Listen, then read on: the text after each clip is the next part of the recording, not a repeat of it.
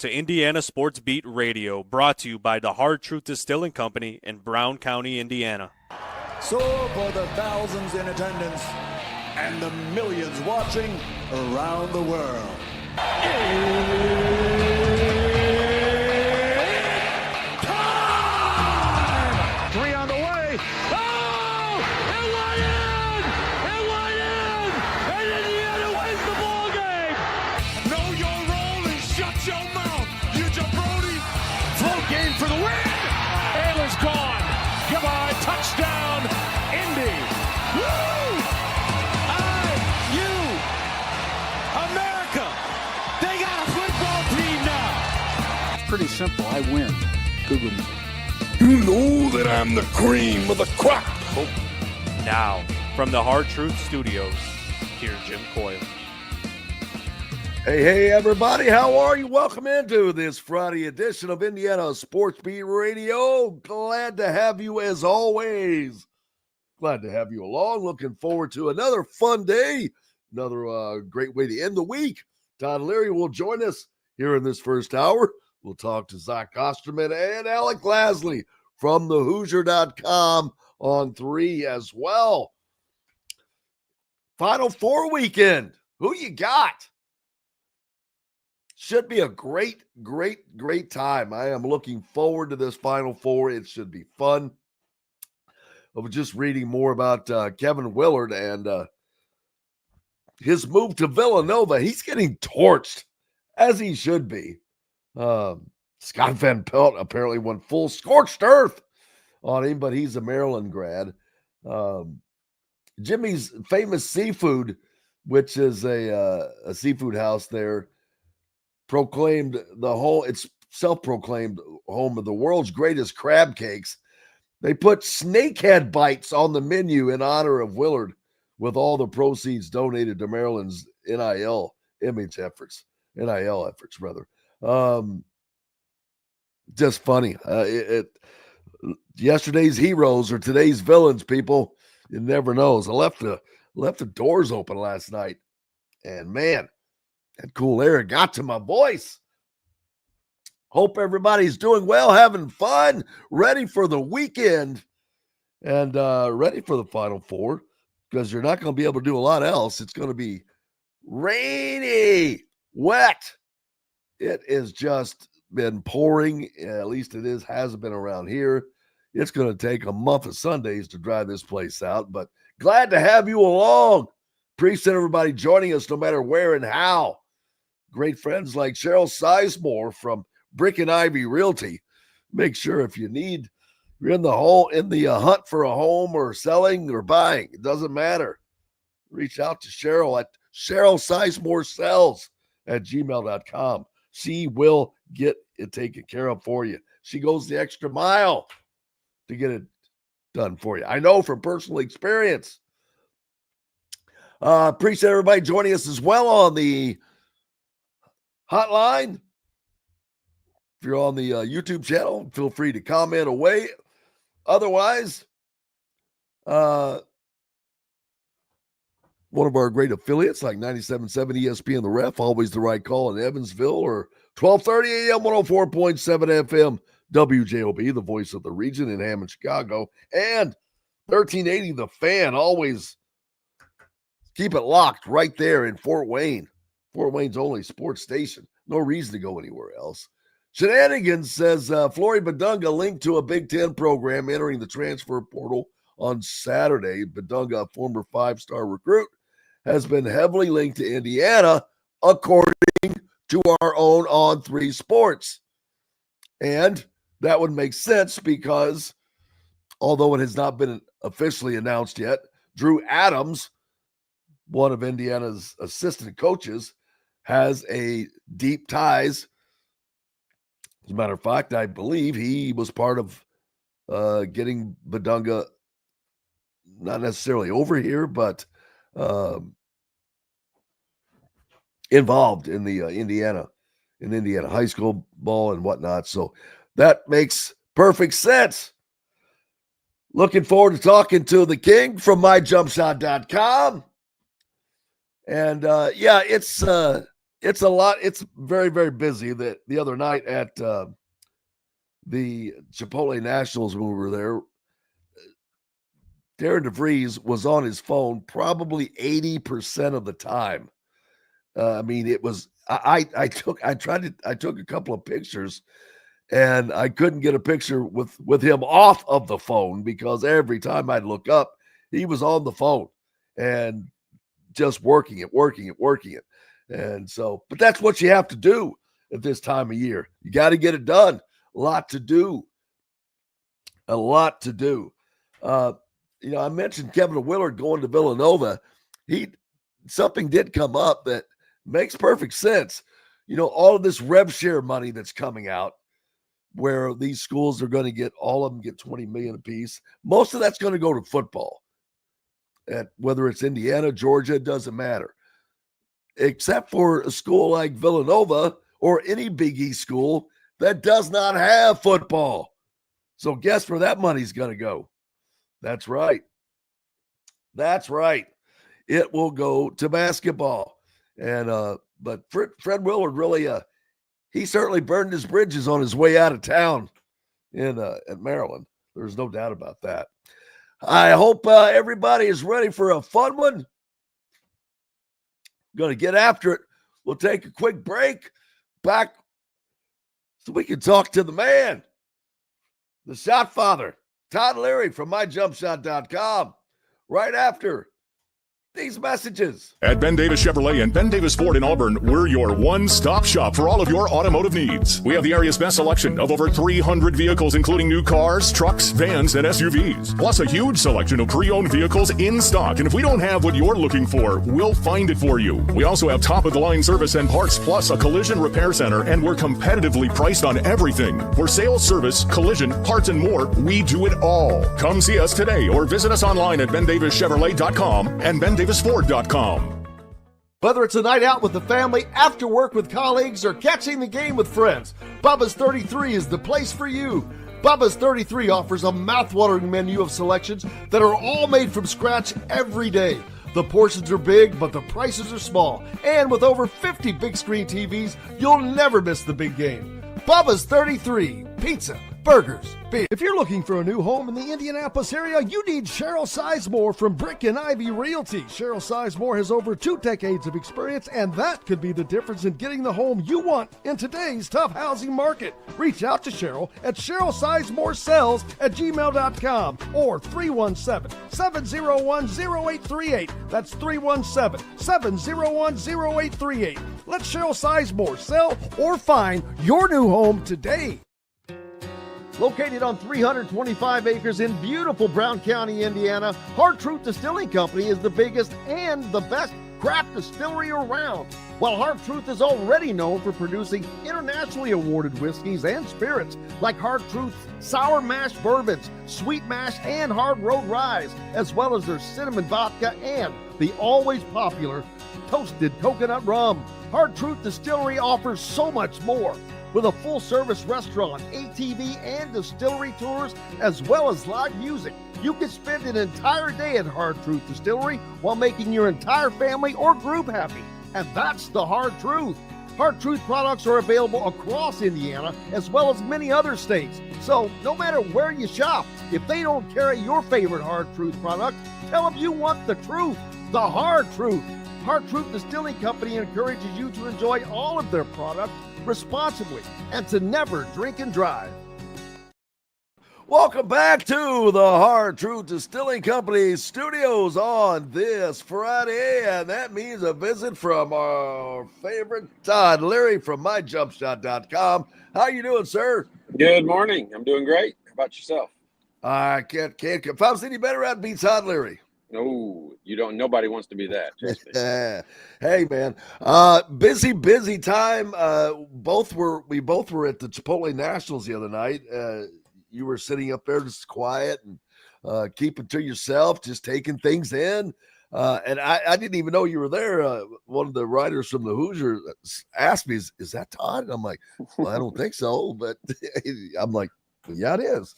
But yeah, Darren DeVries and crew were there. And I didn't see DeVries hardly without the phone in his ear.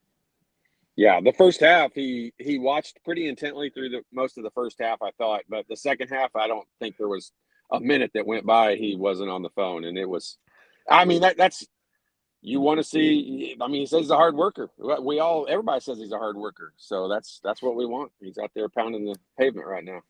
Well, you can't get it done without you can't make some scrambled eggs without cracking some eggs, or however that goes. Something like that, yeah. Yeah, but getting after it, and the mere fact that they're making the effort to make the presence, to be there, to be in it, to be seen.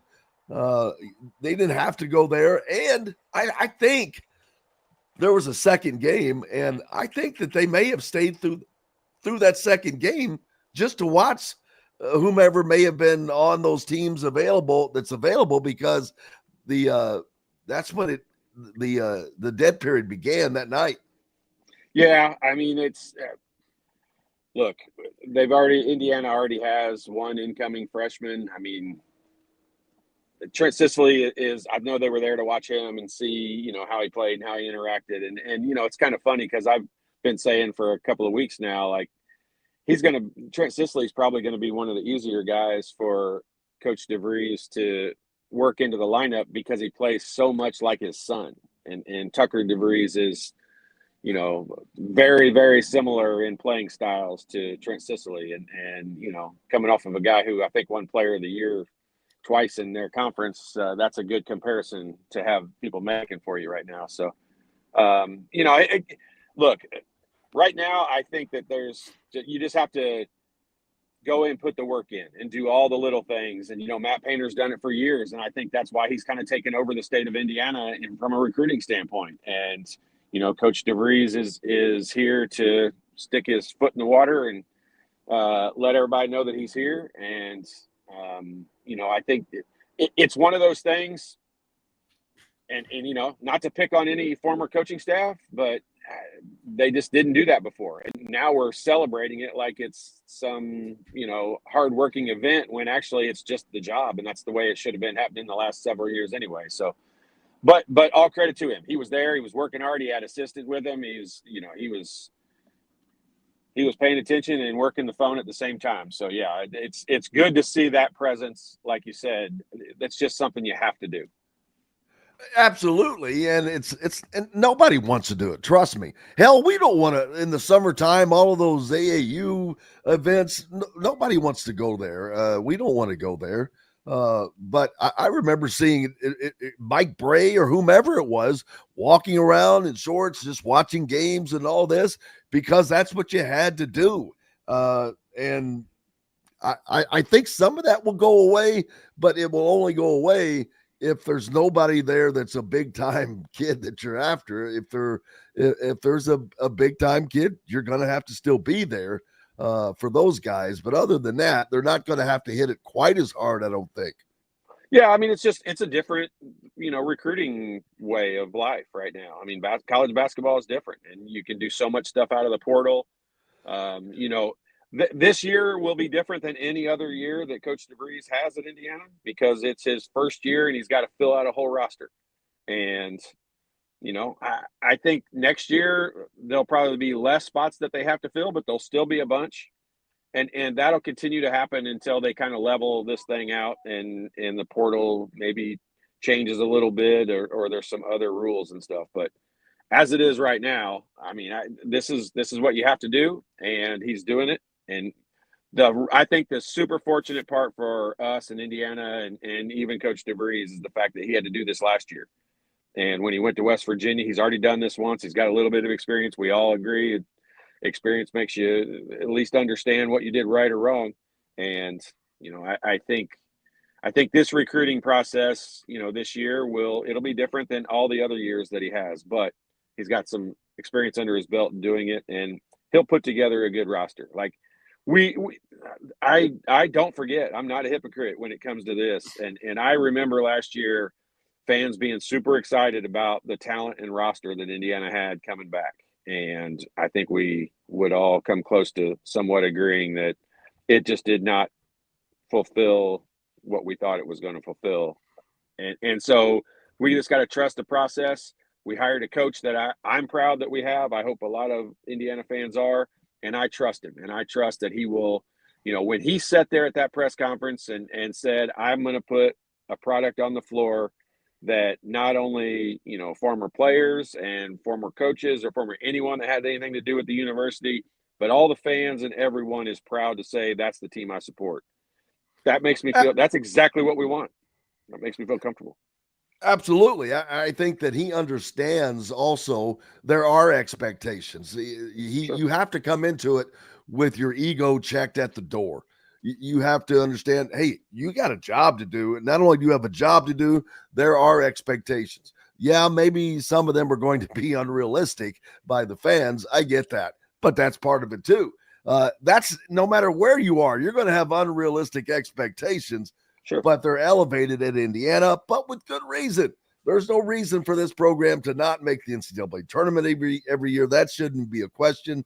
And I think that they will make the tournament next year. That's people are always wondering how they're going to be.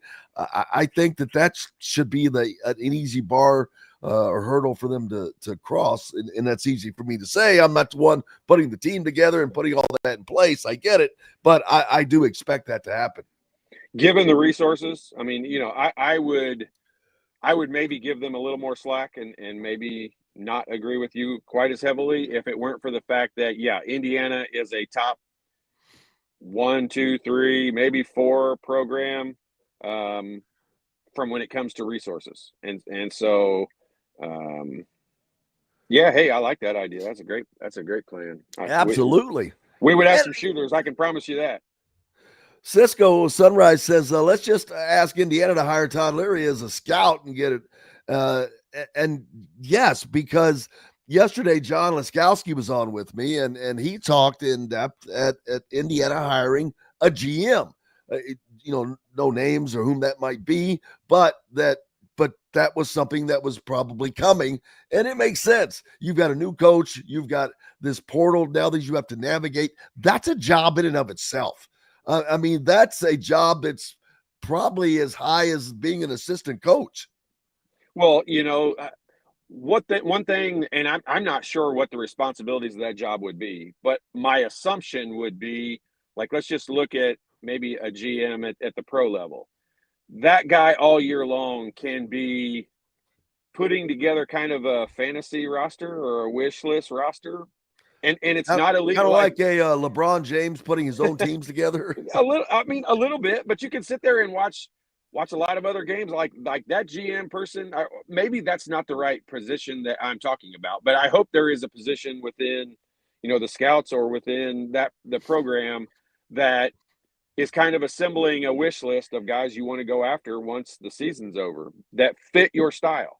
And it's not going to be, oh yeah, let's go sign Janai Broom, or let's go get a Cooper Flag or somebody like that. People that are going to fit your system. You see them play across the country and you go and get them and you go after them. And that's legal now. That would be, it used to be a thing where, you couldn't go poach somebody off of somebody else's roster. Well, now almost every kid's putting his name in the portal when the season's over, and that makes it legal to go talk to him and at least see what's out there. So I hope that GM or somebody along the staff is kind of assembling, a wish list of future players that they can go after in the off seasons. Well, they don't have it yet. We don't know who it is or is going to be. Wondering who some good candidates might be. Calbert Chaney was on staff. I don't know. Is that a role that Calbert would fit into with his previous NBA experience, his coaching experience? He's been on staff twice now at Indiana. Yeah, I mean, it's hard to tell. I mean, it seems like a good fit. It seems like a position that, would make sense. But you also got to understand, like, I don't know what Calbert's goals are. I don't know if Calbert's goal is to be a head coach someday. I don't know if his goal is to be a GM someday. I don't know what that is. So that probably factors into it a little bit as to, what role some guys would want to take. And I know that role would be sought after. I know a lot of people would want that role as a GM at Indiana because of what I said earlier. You've got the resources. You're not, in Moneyball, remember in Moneyball, the Oakland A's had a $39 million budget and Yankees had $120 million budget. Like, you can't compete in that. Well, in this case, we're the Yankees. And so, it's much more fun to be the GM of the Yankees when you've got an unlimited budget. And that's kind of where the Yankees are. Or that's where the Hoosiers are. Sorry. You're not below the 25 feet of crap. Yeah, exactly. But yeah, and everyone is going to that. I'm not surprised at all that this is something that Indiana would do now. It's the perfect timing for it because it would be of great value to Darren DeVries and staff right now, because that's a lot when you're putting together an entire new team, which I know Louisville did it last year. Pat Kelsey did it. Mark Pope did it. Dusty May did it. It's not that it's not doable. It sure is more helpful because with all of these names, the portal keeps growing and growing and getting bigger.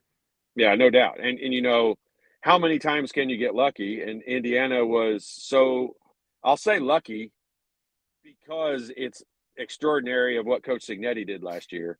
So I don't want to, I hate to even say that's lucky, because that's hard work. Like, they put the work in. They didn't win the lottery. Like, they put the work in and did it. And so, but that's what's got to happen again. And there's a lot of coaches and a lot of places where people go and, they put the same amount of work in or even more work, and it doesn't pan out. And so you got to have a little bit of luck involved. Ball's got to bounce your way a little bit. And that's hard to prepare for. The best thing that you can do is just put together, the fact that he wants good culture in the locker room makes me feel comfortable. I like that was brought up, because I don't feel like the locker room has been a strong selling point in the past several years. The locker room itself, I wonder what that was like last year, especially when you see moments where Umar Ballo at Purdue goes storming off the court. I'm like, man, that still just sticks in my mind. I'm like, dude, I don't care. I get it. You can be right, but you don't do that, especially at somebody else's place. That's like, that was just a slap in the face to the team, to me. And, but I don't run the team. I didn't run that team. And so those things go, but you have to have coherence in the locker room. You have to have a cohesive experience with those guys, or if it's not cohesive in the locker room, it's not going to be cohesive on the floor. Well, one of the things I like the fact that we've signed a player from DePaul that's played for Coach DeVries before. I think that's how you build the culture, is you get guys that understand what's expected. And obviously, I think Tucker DeVries will kind of lead that charge. But having some guys that he's familiar with in there.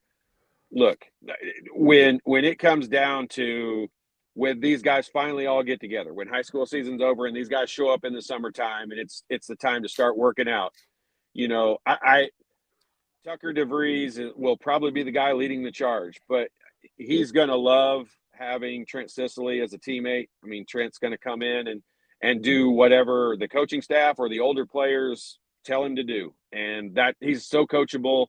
They have that part together. Like, what we just don't know. And, a week from now, we'll probably have 5 more names to sit here and talk about that Indiana, has on the roster. But as it is right now, that I like the core that they're building. I like the fact we're not just signing, all willy-nilly signing a bunch of guys, because that to me would seem a little bit desperate. I like our pickiness and the fact that, we're going after the guys that they want and that they feel fit the system. And I am 100% on board with trusting them and waiting out the process. I don't need it to happen immediately. What good's it going to do? If we know what the roster is next week, who cares? We're not going to see them play for another 8 months. So who cares? Exactly. One that you don't have to worry about wondering, Connor Enright, officially a part of the program now. That's a great get for Indiana. There's familiarity with Darren DeVries, and he's going to distribute that ball, man. Well, he's one of those guys that I remember watching him play for Drake a couple years ago.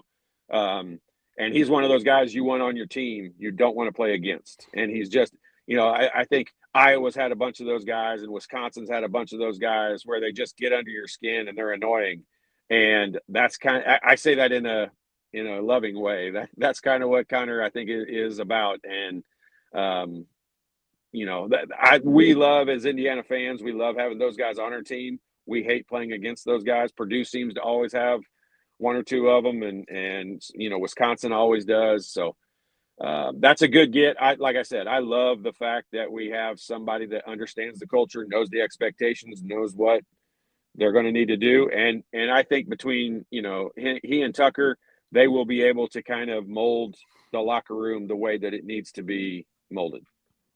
Elia Freeman, a name that's been bouncing out there, a Division II guy. So don't think that you're going to know all these names. I mean, and that's the great thing about the transfer portal is you're able to find guys off the radar that people don't see, that they didn't get the recognition either coming out of high school or whatever the case may be, or they just blossomed after right. the year. And because there are guys that just grow both as a player and literally, but a Division II guy, not surprising at all, especially for someone like Darren DeVries. Obviously, he knows how to hunt for that kind of talent.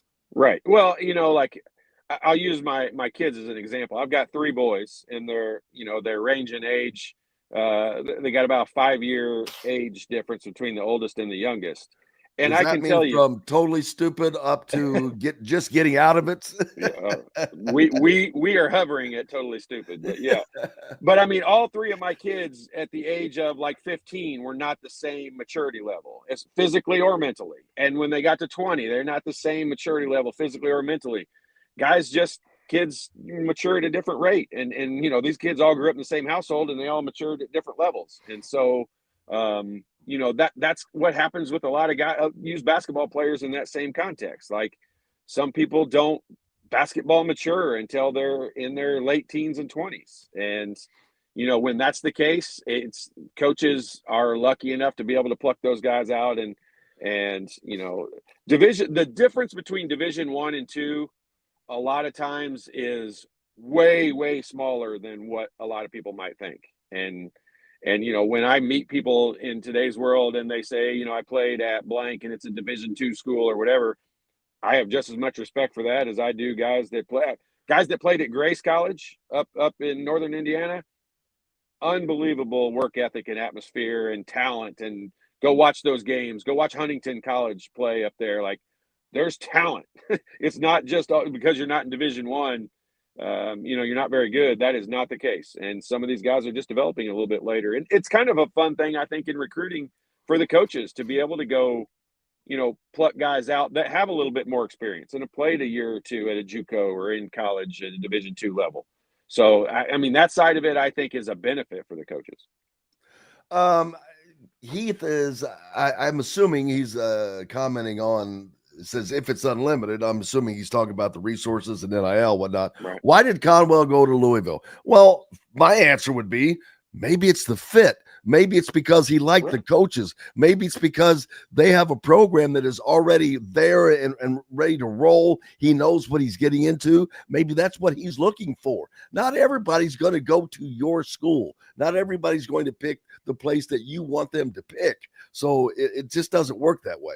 Well, and your answer is exactly right. I'm going to give just a different version of the same answer. But, just because the fans and all of us say Ryan Conwell is, blank number of guy in the portal, and he's at the very top of one of the best recruits in the portal, that's us saying that. That's not the coaches saying that. And we don't know where he was he might have been their number 1 target. He might not have even been on their board. We don't know that. And just because we think that he was a player that would have been good at Indiana doesn't mean that the coaching staff does. And maybe, I don't know that kid at all, so I don't want to say he has a good or bad attitude. I don't know. I'll just say maybe it didn't fit. Maybe it just wasn't the right fit. Or maybe Louisville was the perfect fit. And, just because a guy doesn't fit within your program doesn't mean he's a head case or a problem or any of those things. It means it just felt right. When he went to Louisville, maybe it just felt right. And, this is the one thing I don't like. Conwell was at Indiana State 2 years ago, Xavier last year, and he's going to be at Louisville next year. I will just say, in my past experience, guys who jump around schools every year, they tend to be the ones that are a little harder to deal with. And this is going to be 3 schools in 3 years for him. And that just, I don't know. That's just that I don't love that scenario. I am in total agreement with you because, first of all, there's no loyalty there whatsoever. Right. I don't know if you're hopping around that much. That also really lends me to think, well, are you just chasing the money? Which I don't want to say that as a negative connotation, because I will tell you right now, if these kids are not at least finding out what their value is. Now, sometimes you got to make a decision on whether, if I'm making $50,000 more somewhere else, is that $50,000 worth it? But if it's $1 million difference at that age for a kid, you have to go do it. And I don't blame the kids at all for that. I'm talking out of both sides of my mouth here, because I just said a guy that goes to 3 schools in 3 years, those guys in the past have tended to be a little bit more of a problem. But on the flip side of it, I'm telling you, if my kids were in that scenario, I would tell them, put your name in the portal every single year, because you don't know what your value is. And, you just never know. It's life-changing money nowadays. It's not $10,000 or $15,000. It's $150,000 to $300,000 differences. And that's life-changing money. And these guys I don't blame these players at all for doing what they're doing. But I will say, if I'm a coach trying to fill a roster, I'm looking for a little bit more loyalty. I was having this conversation last night. The money has more than doubled year over year. Yeah. 2 years ago, remember back, Nigel Pack made big headlines. He's going to get $400,000. Right. Oh my, that ain't jack anymore. Right. Now we're talking potentially guys on Indiana's bench were making $400,000. Exactly. And it has just skyrocketed. And yeah, guys that are not even playing are cashing checks that most of us won't make in 10 years, right, or longer, for gosh sakes. So yeah, I mean, if you can get that, get it, put it away, sock it away if you're smart enough to do that, because you're getting a jump start on life that most people don't get. Yeah, for sure. And I don't blame those kids for doing it. It's kind of funny, but I'm going to say, like, I would prefer to have guys who are a little more committed, but I don't blame the players who are not, because that money, most of these guys are not going to play in the NBA. And so, pretty soon we're going to find a scenario. Look, this wouldn't shock me. What's Cooper Flagg going to make next year in the NBA? I mean, I don't know the answer to that, so it's kind of stupid for me to say it. But, I mean, if he requested right now and said, hey, I need $10 million to stay another year in college, there probably wouldn't just be one school that would sign up to pay it. There would probably be about 10 schools that would sign up to pay it. And I doubt he makes more than $10 million in the NBA next year. No, I think there's a rookie minimum. There's going to be situations where guys could make more money by staying in college for another year or two. And if that ends up being the case, then I am way more for these guys getting paid. I'd love to see Cooper Flagg play another year in college, because once he goes to the NBA, I'll never see him again, because I don't watch the NBA.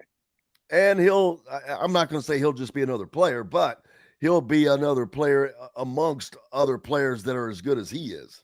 Yeah, well, I mean, when they go in for his rookie year, there'll be a lot of people that follow him and all that. And after that, I mean, go back and look at all the big-time names like that across the NBA, and, they gain a lot of attention early on, but then it kind of weans itself off, unless they become like a LeBron or somebody like that. And to this point, we don't have any more of those.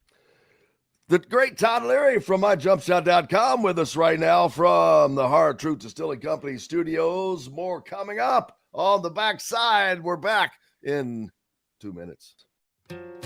Located on 325 acres in beautiful Brown County, Indiana, Hard Truth Distilling Company is the biggest and the best craft distillery around. While Hard Truth is already known for producing internationally awarded whiskeys and spirits like Hard Truth's sour mash bourbons, sweet mash, and hard road rye, as well as their cinnamon vodka and the always popular toasted coconut rum. Hard Truth Distillery offers so much more.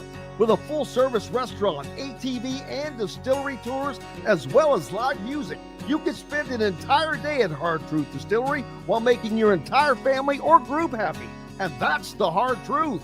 Hard Truth products are available across Indiana as well as many other states. So no matter where you shop, if they don't carry your favorite Hard Truth product, tell them you want the truth, the hard truth.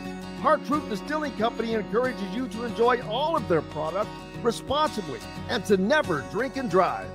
Ugly Grouper, located on beautiful Anna Marie in Florida, is the place to be, and not just because they have unforgettable meals, including locally sourced seafood.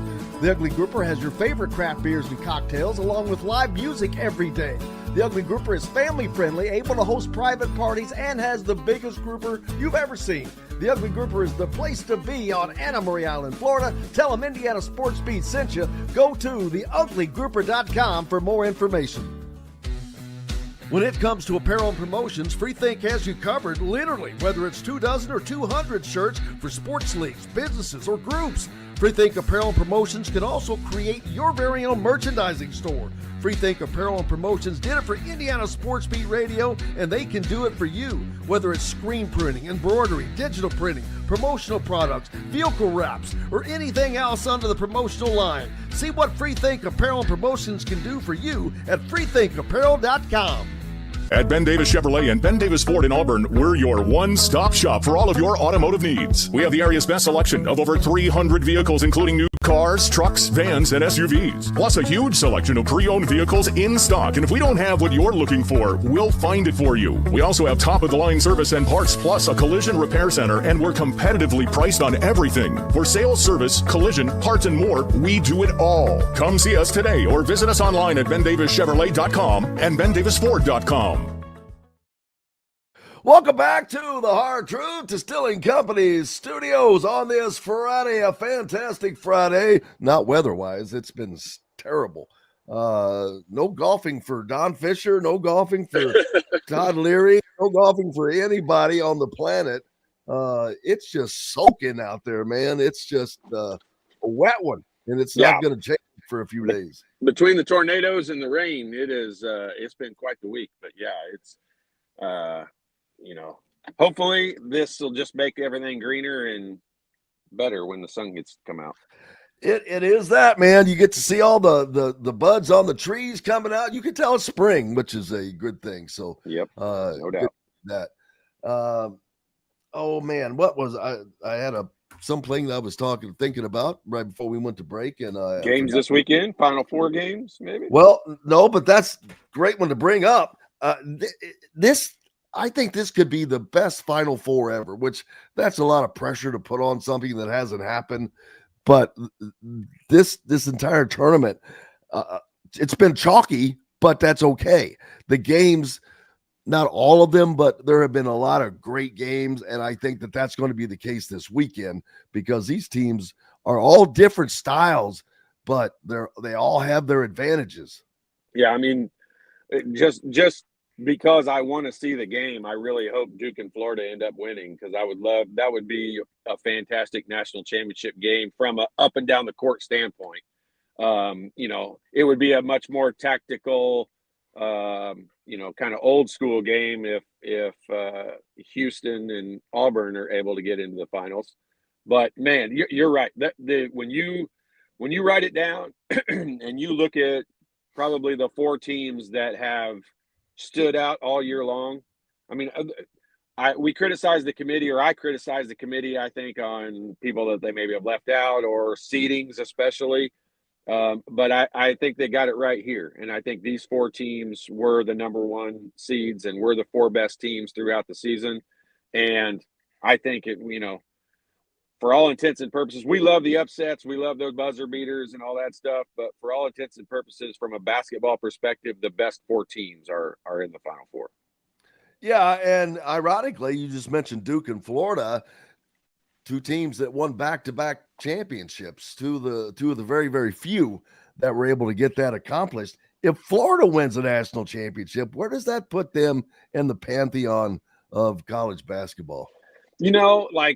I think I say this about a lot of schools. And I think just because they are in the SEC and the way that they are, they're always going to be a football school, no matter what. I don't think they want to be anything. It's like Georgia. If Georgia was doing this right now, like they're always going to be a football school, no matter what. Ohio State's always going to be a football school. Now, do their fans like basketball? Sure, they do. Are there some very passionate fans? That dude paints his face. That goofy guy from Ohio State. Bucknut. Yeah, well, it's just nut. I think it's just nut. But yeah, they I mean, those schools are going to continue to be football schools, and Florida is one of those. That no matter how many championships they win or whatever they do, that doesn't mean they don't have passionate fans in basketball, but they're always going to be a football school. So I don't think that'll change. Yeah, it's hard for me to put Florida in that upper level because those two championships they won back to back, and which was an amazing feat under Billy Donovan, but they weren't a team that was going to Final Fours and knew that. Right. It was just they were like a rocket that took off and boom, right. and or a shooting star, and they haven't done much since, as a matter of fact. But it's hard to argue with 3 national championships. But the program that is amazing to me is UConn. Everything that they've done has happened since the 90s. Mind-boggling, and it's been with all these different coaches. Yeah, you're right. I mean, UConn's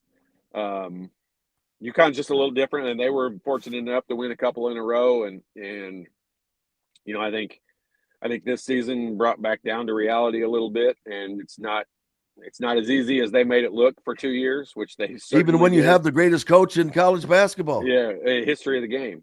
But yeah, and you know, I'd be interested to, you know, it'll be interesting to see how UConn plays out over the next several years. You know, last year when Hurley did not take that Lakers job, and we don't know what his goals are. His goals might be to become the winningest coach at UConn ever, or what, you know, I don't know him at all, so I don't know what his goals are. But I did wonder if a year or two later, after turning down that job, he might think a little differently about it, because at the time it was probably a pretty easy decision when you got everything rolling and you're walking to every gym and everybody is kissing your butt because you're beating teams in the tournament by 20 for 2 solid years.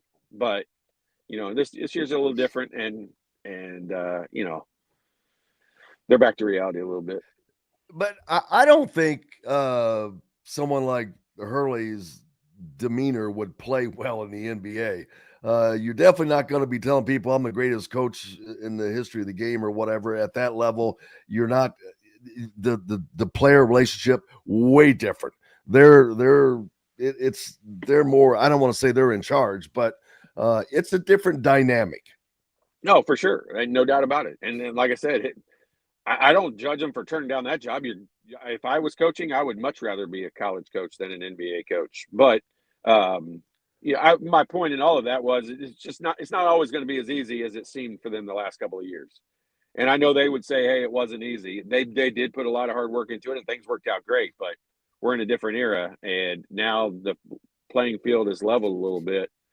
And you know, I think that they're just back to reality. I mean, you're not going to win it every year. Thank goodness they're not.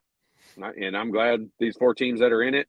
I would love to watch a game that's Duke and Florida. I don't care who wins or doesn't win. I mean, Kelvin Sampson's done a lot of good things with that team in Houston. I didn't like him as Indiana's coach. I wouldn't want him as Indiana's coach, but I respect what he puts out on the floor. He's hard on his players. He holds them accountable on the court, and they are, you know, they play hard. And so, yeah, it's hard to not enjoy watching kids that play as hard as they do and play for their coach and play for their system the way they do.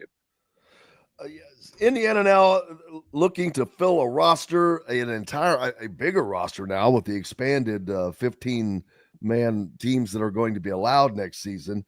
Fortunately, he's got some assistant coaches that can help him get that done. They may have more than that behind the scenes that we just don't know yet.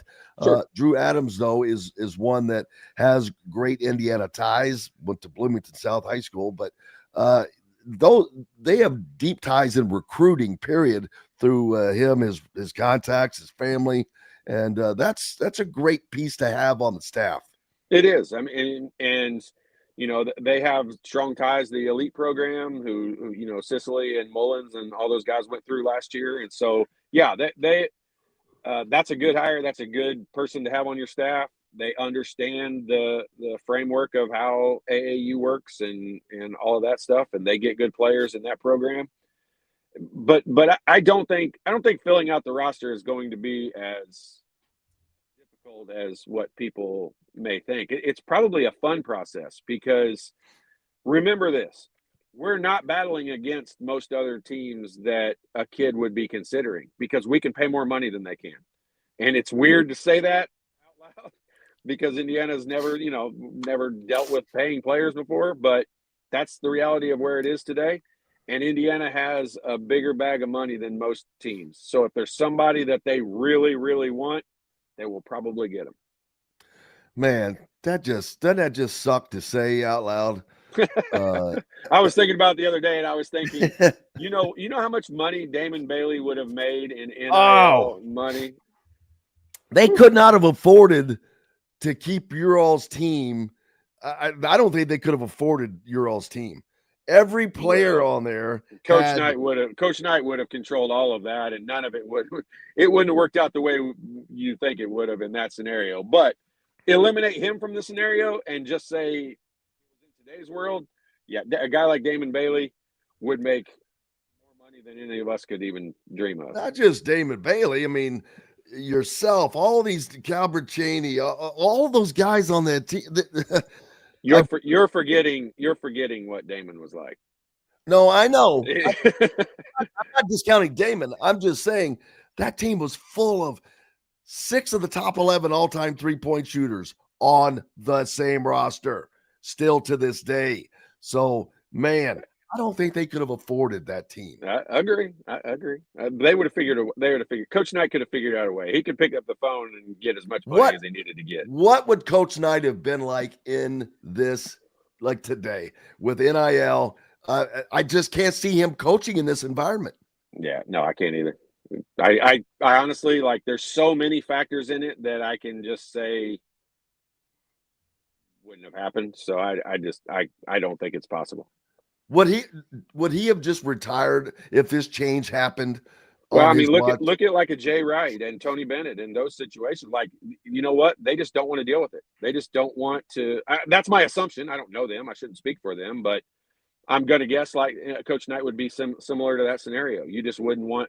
That's not what you grew up learning and understanding and knowing.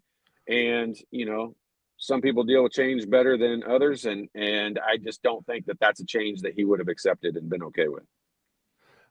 Jamie asked, does the fact that Duke and Florida having won national titles give them an advantage this weekend, regardless who they have? I don't think so, because none of the players, none of the coaches were involved. So that has no real bearing on it, I don't think. Yeah, I agree. That's a good question, but no, I don't think it has any bearing on it whatsoever. These players and teams and coaches are all different than what any of them have been through in the past. It's pretty new, I think, for all of them. I haven't thought about it, but I mean, is there anyone on these rosters that's been to a Final Four before? Probably not, would be my guess, but maybe there is here and there. But I mean, anyone that's been through it probably has a tiny bit of an advantage. But once the ball gets tipped, it's a basketball game, just like any other basketball game. Like you'll settle in and all the nerves and everything will go away after about that first TV timeout. And after that, it's just a basketball game. I wonder now in recruiting, when you're trying to set up your team, you're trying to put together your roster, you've got to negotiate all this crap now that goes along with it, not just the player and the fit. You've got all this side stuff, the money, the NIL and all of that. That has to take a little bit of the fun out of it. But that's another reason why this GM position is coming up, because I don't think people realize the coach is not sitting in there negotiating numbers.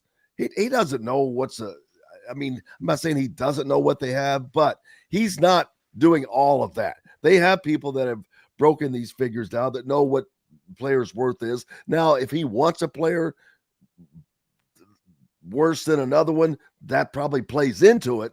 But sure. I don't believe that the head coach is sitting there at the negotiating table doling these figures out. Probably not. I mean, you're in most cases, I would say you're probably right with that. But at the end of the day,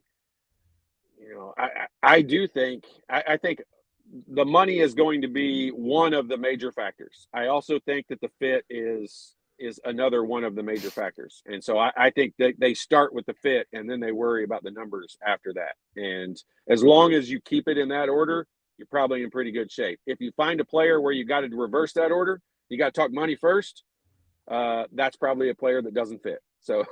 So you can eliminate that process pretty quickly. But yeah, it's all different. But look, at the end of the day, Jim, at Indiana, you're in as good a shape as you could be anywhere. So I mean, the coaches, it's a whole new program, whole new system, whole new thing. He doesn't know a lot about, Indiana's history and all that stuff. But I'll tell you this, he's dealing with it from the perspective of having a lot more money to handle and that's much better position to be in than having to pinch pennies and be the Oakland A's. Yeah. So yeah, I mean, it's a fun problem to have. I mean, look, you're talking about money. Everybody likes money. Everybody likes to make more money, and they give these kids incentive and things they've got to do. Watching that Crown tournament, I was watching that last night. It's fun for them to be able to talk about these guys are playing for $50,000 last night.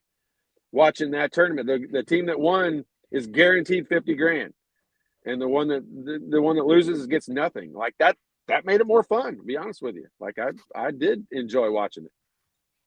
Yeah, that's like the TBT, baby. It is. Winner take all. Winner take all. Yeah, and daggone it, you said something that made me think of something, but I forgot what it was. But the fit, you talk about that. Now that's something else that they go through all of that scenario, finding the guys that fit. And then now you have to go to the negotiating table next, which then you can only hope that goes there, but it doesn't matter. The fit is the most important thing. If you don't believe me, look at Kansas and Indiana, two teams that may have had the highest NIL payrolls in college basketball last year. Did have, definitely. And yeah, you're right. And I would say the guys that they paid the most money to that were new players coming in probably fulfill the expectations that everyone had for him. Umar Ballo had good numbers last year, but I think there's a lot of other factors that go into it other than your numbers. And I don't think he led the team the way that we would have hoped someone at that level of experience had. And so, there's just a lot of other factors that go into it. Got to see Five Lips out at the Chipotle the other night.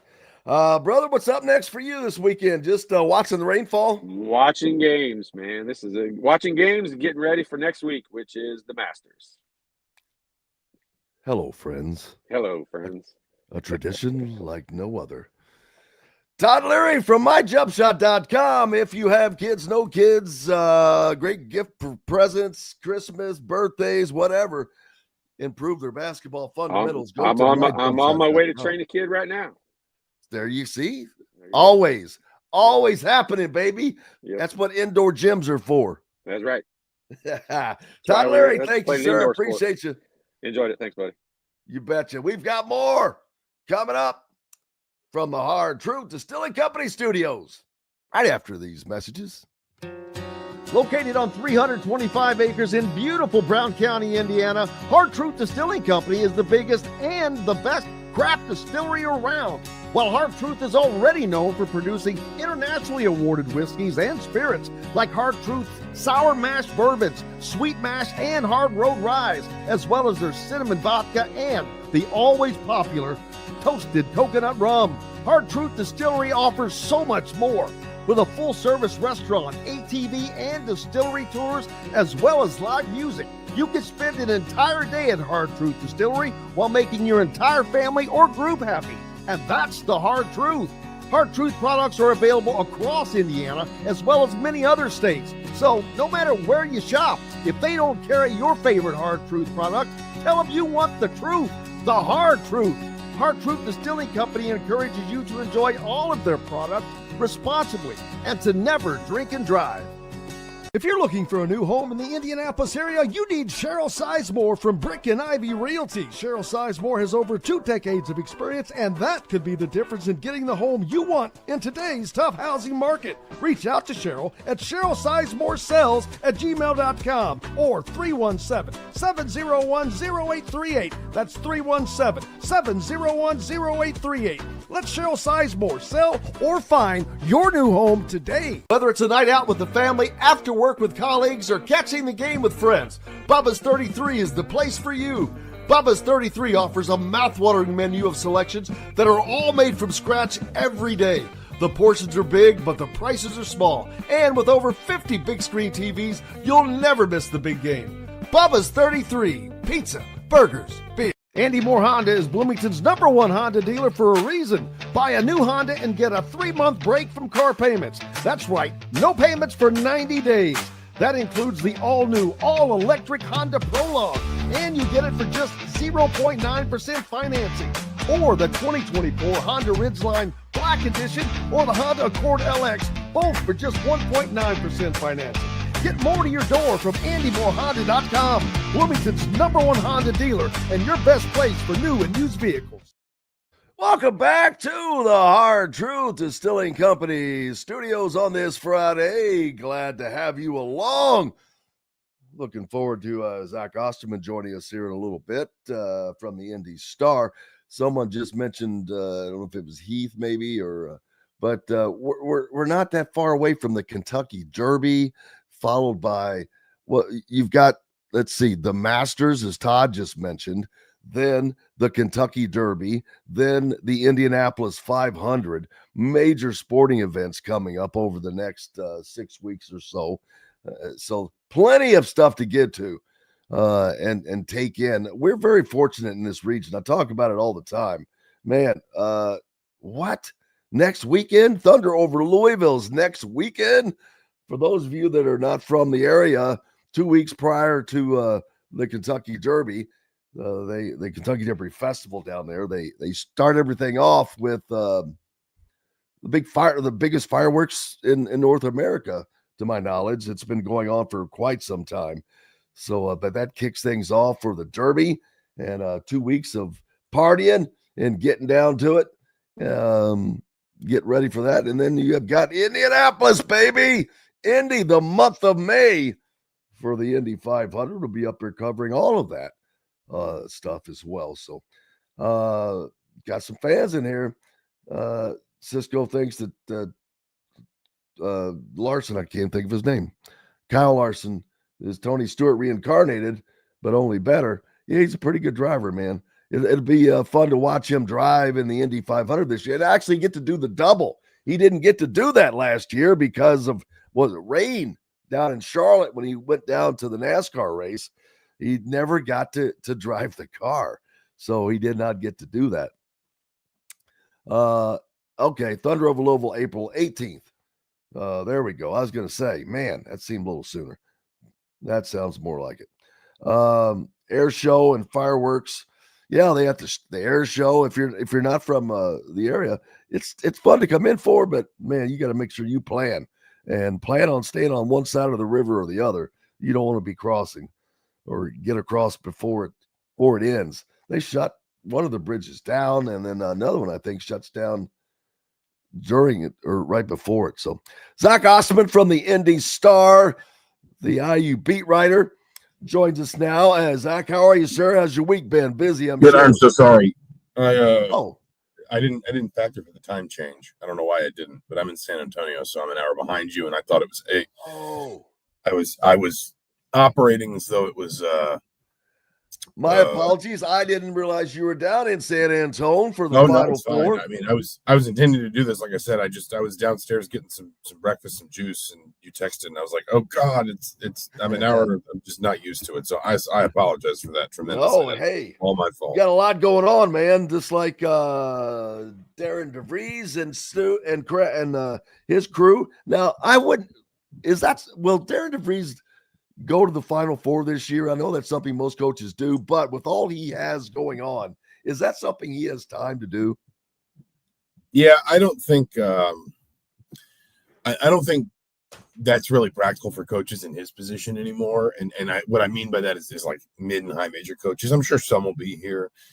Obviously it's a portal dead period. So, you know, he can't have visits. He can't have kids on campus, but you're going to be doing a lot of staffing work. You're going to be doing a lot of like, you know, structural work within your program.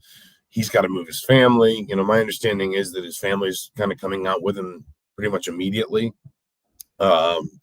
So, you know, my guess is no. If it were a more normal off season, maybe, especially if, you know, let's say it's an off season where Indiana doesn't have a ton of roster turnover, maybe. But, you know, in a moment like this, I with the change and the transition, my guess is no. Yeah, I wouldn't have thought so either, just because there's just so much to do with trying to create an entire roster and an expanded roster. And speaking of which, everyone keeps asking, the walk-ons, they've gone away now with this expanded roster. Isn't that correct? Well, yes and no. You can have walk-ons. You just can't have an unlimited number of walk-ons. So the way it works is the scholarship limit remains the same, which is 13 total scholarships. What they have now is a roster cap, which is 15. So you can have 13 on scholarship and then 2 walk-ons. You can also, and I did not know this until Kurt Signetti told us a few months ago, you can split scholarships.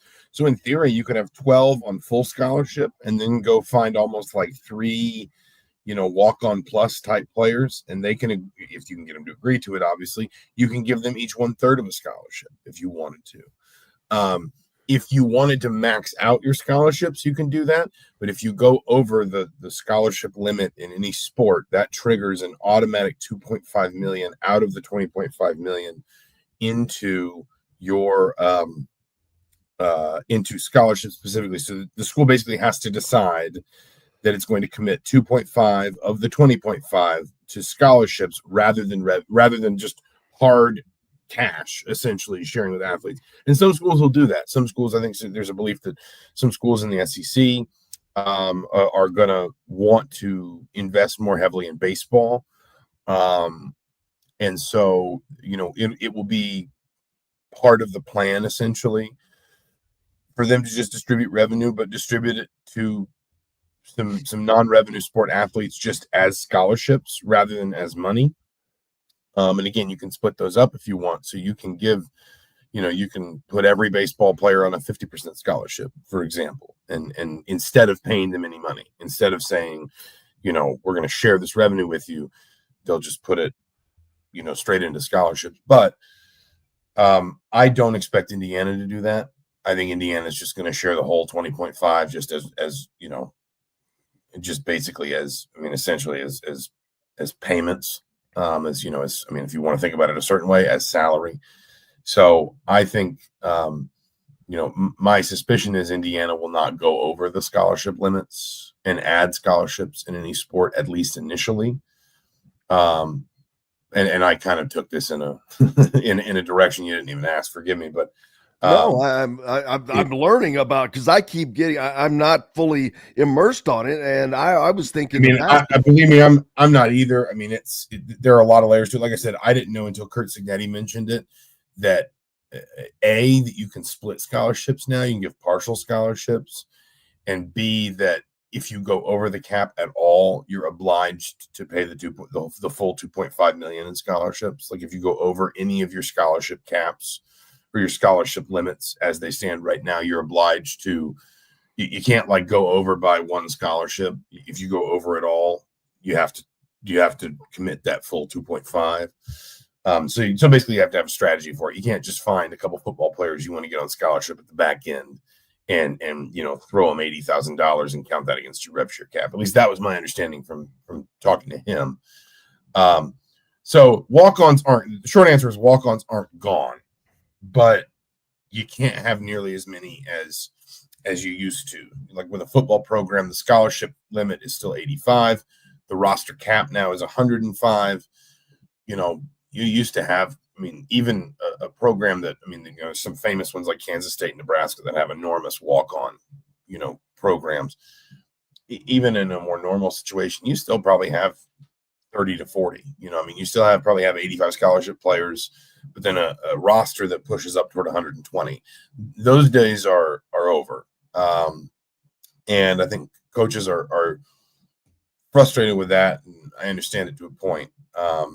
But it, you know, it does on the other side kind of open up some interesting opportunities for, again, you know, would you want to, like, if you're basketball, would you want to split, not have any walk-ons, but maybe have some players on partial scholarship, that kind of thing.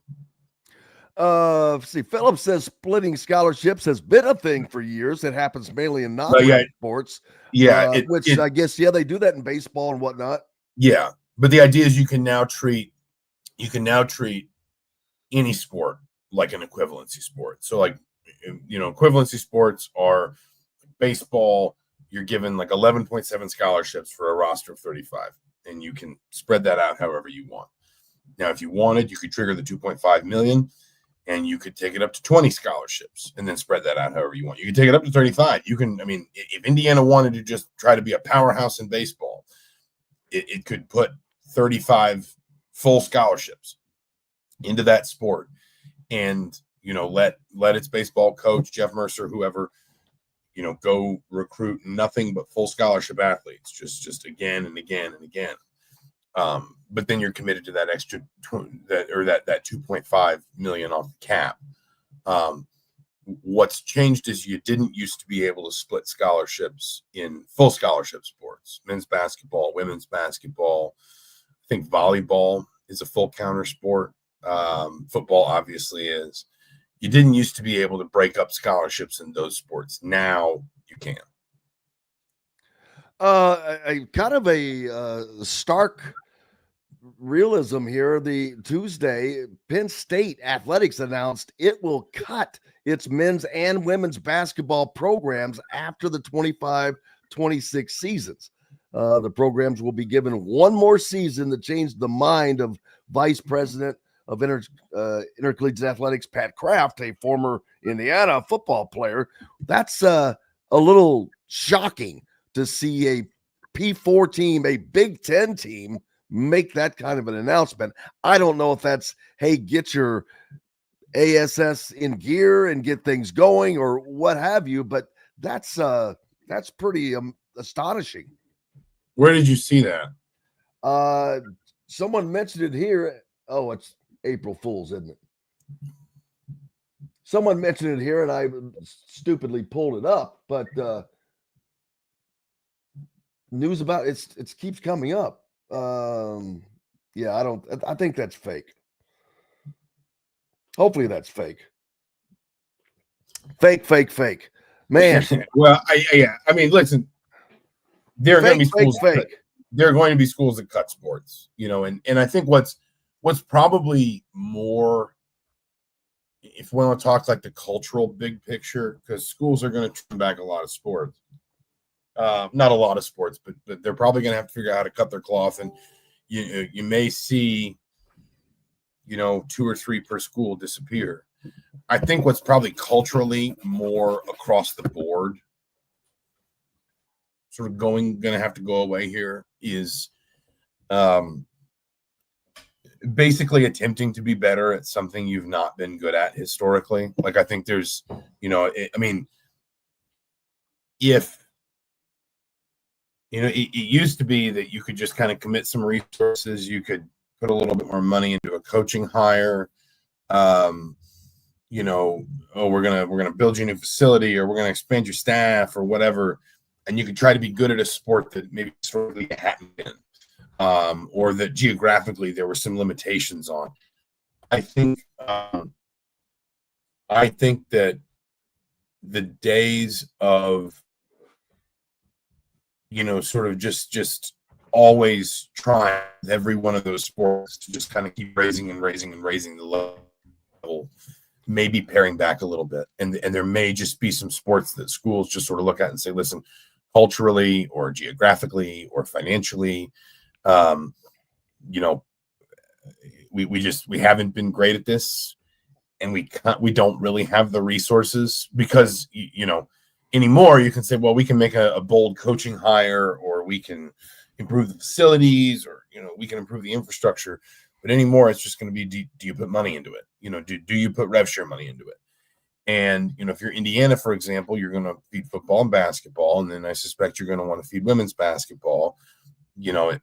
We'll see how things shake out, but I'm guessing there's going to be some push toward baseball, men's soccer, men's and women's swimming and diving, etc. Just at least as things are currently structured, it's going to be difficult to just sort of serve every sport. And I don't know that, this is not something anyone's told me. This is just me trying to do the math on my own and realizing that everybody's probably going to have to kind of make some hard decisions about, at least near term, what they want to be good at and how they're going to fund that, how they're going to support it. So you're going to see some schools that cut sports. There's no doubt about that. We already have, and I think we're going to see even more so. But you're also going to see, I think, a lot of schools that don't necessarily give up in certain sports, but certainly, acknowledge that maybe some things are just kind of stacked against them a little bit, and just sort of say, this is how we've decided we're going to cut our cloth to try and make this work. Yeah, the money is just can't just go on and forever.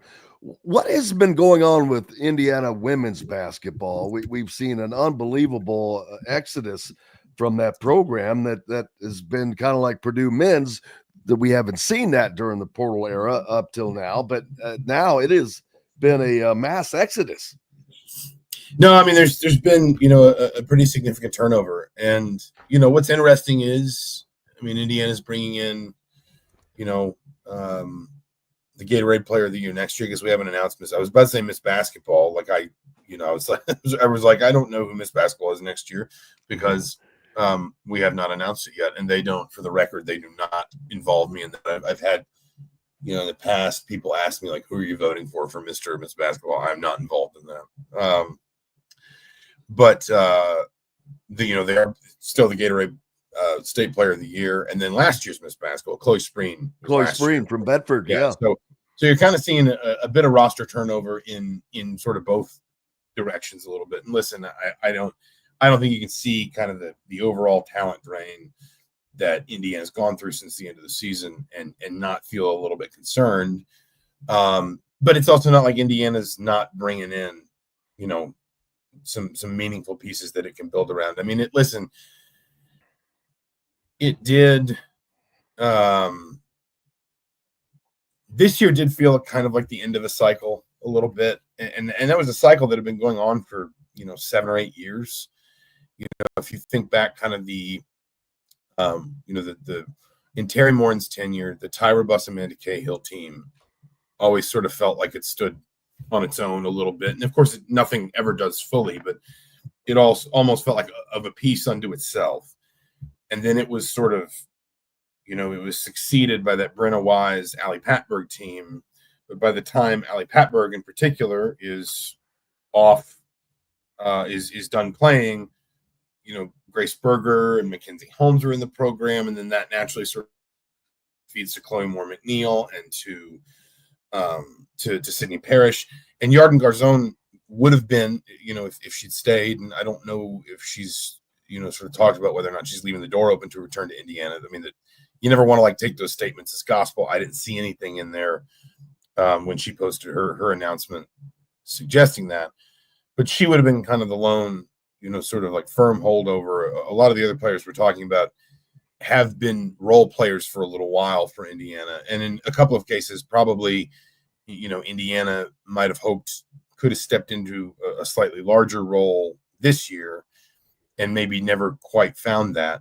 Now, again, the amount of roster turnover you're seeing is going to alarm any fan. But this is also just kind of this is kind of life now too. Illinois men's basketball lost 12 scholarship players last offseason, not this offseason, but last offseason. And that was from a team that won the Big Ten tournament and went to the Elite Eight. That was from a healthy position. And they still, turned over, I think, all but one countable scholarship. So that's obviously not what you want annually, but I do think some of these kind of like hard roster resets are becoming a little more common and a little bit more, just a little bit more sort of like culturally accepted. Now, if Terry Moore were here, she'd say, I'd prefer the culture of steadiness, and I'd prefer a culture of kind of consistency. And I'm not clear exactly, like, again, we're going to have to talk about this with so many sports. I'm not clear exactly where Indiana is in women's basketball from a money perspective. But I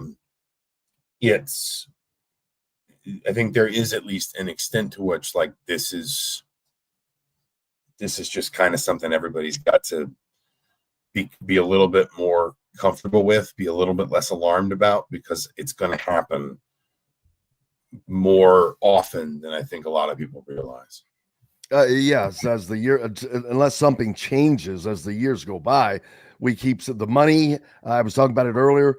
Year over year, the money has just it's maybe more than doubled. You think back to Nigel Pack getting that $800,000 deal or whatever. That's nothing in today's market, but it just like everything else in the world, man, it grows. And I mean, here's the thing. This all gets fixed. We were talking about this at dinner last night. Like, we could fix this, at least a lot of it, if we wanted to. It would be difficult in the short term. It would come with a lot of headache. It would require a lot of like infrastructural rethink, and it would require some acceptance on the part of some of the powers that be. But if we could collectively, if we allowed athletes to collectively bargain, a lot of this would be less of a problem. If we allowed athletes to something like unionize and then collectively bargain, we could have, standardized off seasons. We could have mutually negotiated calendars. We could have multi-year contracts. We could have, contracts with like buyouts in them, contracts, that with certain different stipulations, whatever.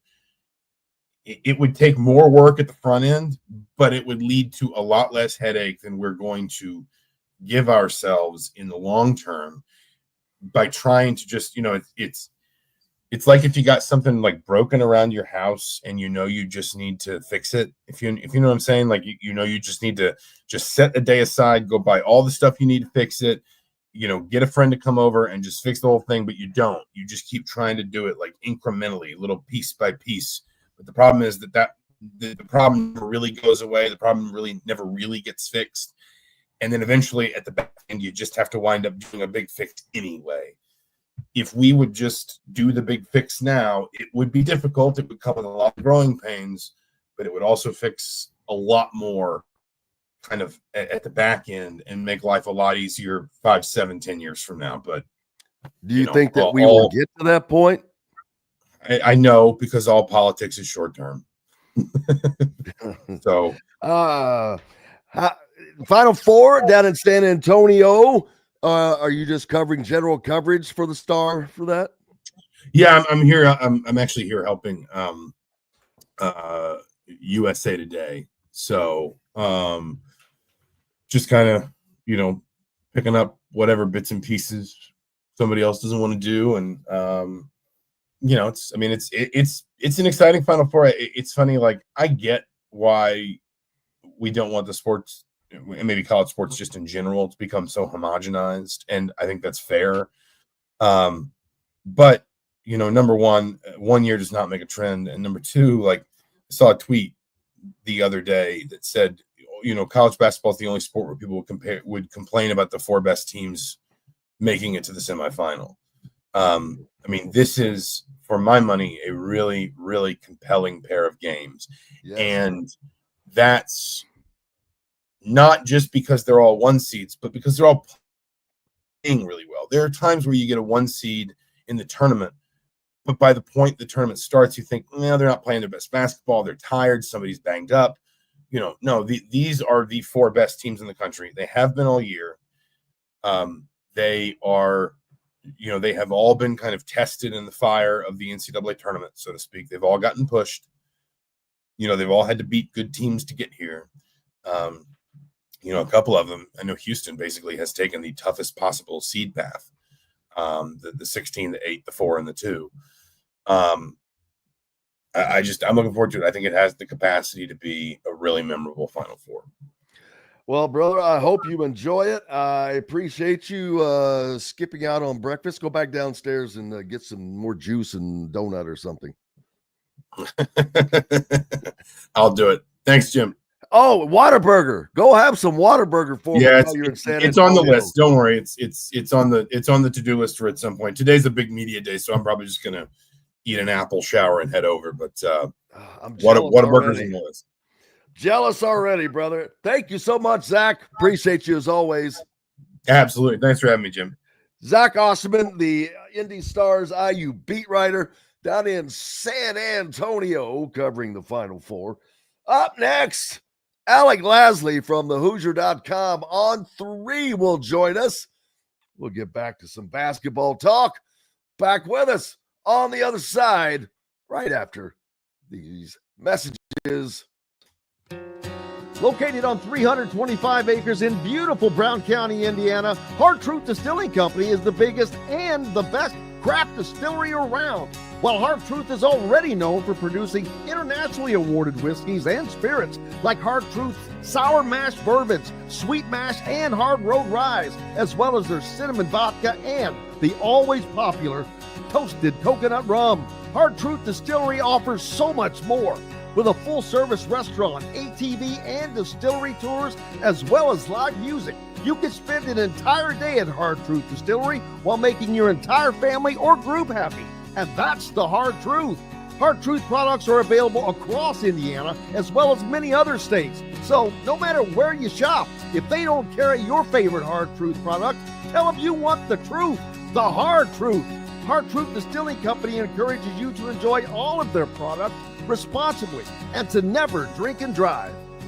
If you're looking for a new home in the Indianapolis area, you need Cheryl Sizemore from Brick and Ivy Realty. Cheryl Sizemore has over 2 decades of experience, and that could be the difference in getting the home you want in today's tough housing market. Reach out to Cheryl at CherylSizemoreSells@gmail.com or 317-701-0838. That's 317-701-0838. Let Cheryl Sizemore sell or find your new home today. Whether it's a night out with the family, after work with colleagues, or catching the game with friends, Bubba's 33 is the place for you. Bubba's 33 offers a mouthwatering menu of selections that are all made from scratch every day. The portions are big, but the prices are small. And with over 50 big screen TVs, you'll never miss the big game. Bubba's 33, pizza, burgers, beer. Andy Moore Honda is Bloomington's #1 Honda dealer for a reason. Buy a new Honda and get a 3-month break from car payments. That's right, no payments for 90 days. That includes the all-new, all-electric Honda Prologue, and you get it for just 0.9% financing. Or the 2024 Honda Ridgeline Black Edition or the Honda Accord LX, both for just 1.9% financing. Get more to your door from AndyMooreHonda.com, Bloomington's #1 Honda dealer and your best place for new and used vehicles.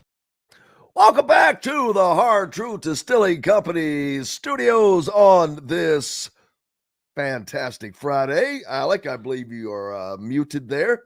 You're ready to go. Man, it has been a long week. Lots going on, but not a lot happening as far as on paper for Indiana basketball. And congratulations again. You guys are killing it at thehoosier.com. Great coverage all week long. Make sure you go to thehoosier.com now with On 3 and subscribe. And otherwise, you're missing out on some great content right now. Darren DeVries is getting his staff. His staff is pretty much intact, but the official announcements are starting to trickle out. Yeah, we obviously got Nick Norton yesterday. I think that was, everyone knew, Nick Norton was going to be coming over from West Virginia for pretty much, 2 weeks now. And then, the other one who is all but, pretty much official is Drew Adams. He's been out at the state championship. He was out at, Chipotle Nationals earlier this week. So was Nick Norton. Obviously, Darren DeVries was as well. But Drew Adams is the The other one that hasn't been, quote unquote, officially been introduced, albeit, everyone knows he's part of the staff.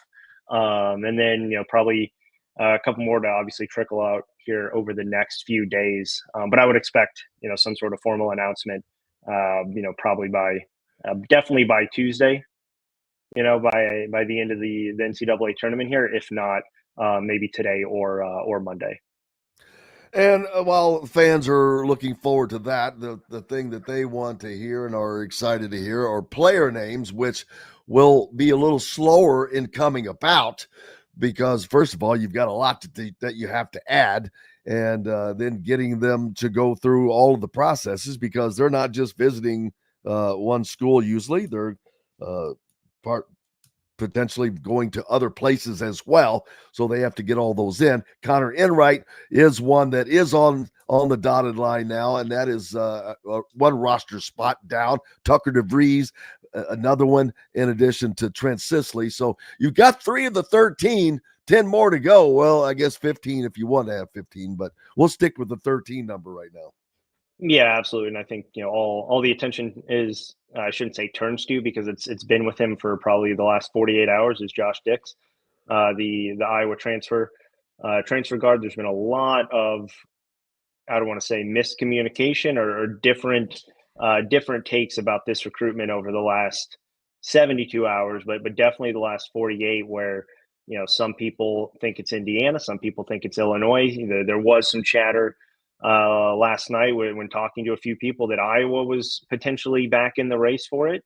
But the two teams that have always, been brought up in the conversations have been Illinois and Indiana. And I think everyone fully expects it to be one of those two.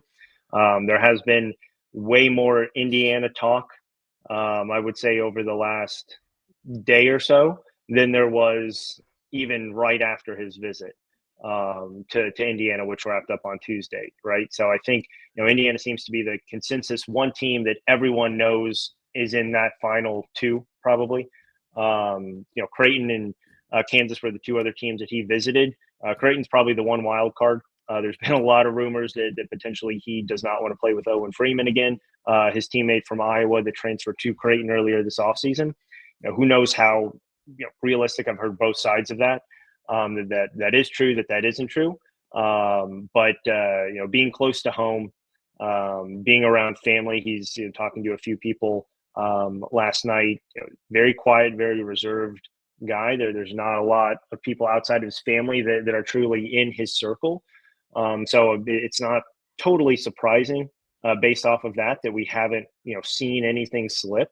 But I will say this is probably one of the very few recruitments that we're coming down to the wire where he's going to make an announcement probably any minute, right? It could come at any point, and no one really has a firm feel on where he's going to go. I think in the end, Indiana has to be feeling decently well about where they're at this current moment.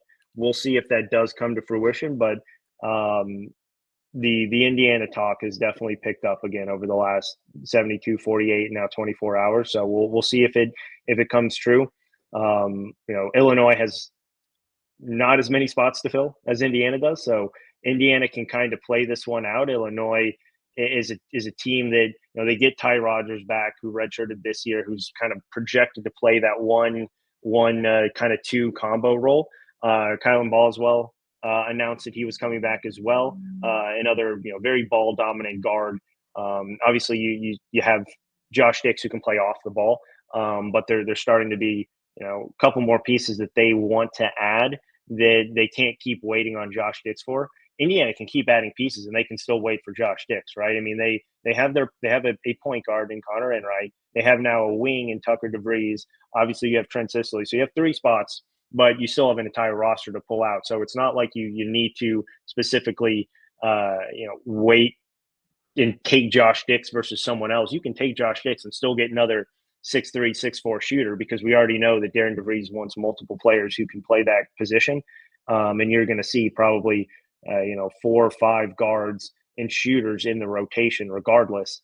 Talking to a few people, money is not really the true deciding factor for for Josh Dix. It's, one of the boxes it definitely has to be checked off, but it is not the end all be all with this one. So I think that's why this one's truly, kind of coming down to precisely the exact fit and the right system in order to elevate his game from already a very good player into, potentially being an all Big Ten caliber type guard.